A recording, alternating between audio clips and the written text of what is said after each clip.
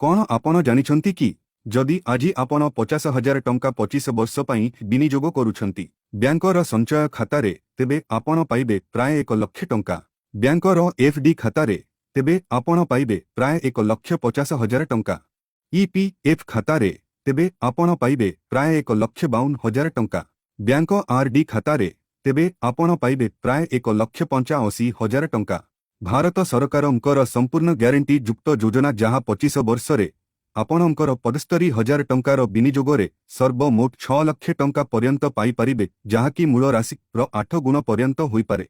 आउ एहा हेउछि प्रधानमंत्री सूर्य घर योजना जहाँ द्वारा आपण मासकु 2,000 टंकार बिजुली बिल हिसाब रे 25 वर्ष रे बंचाई पारिबे 6 लाख टंका मात्र 75,000 टंकार विनियोग राशि उपरे।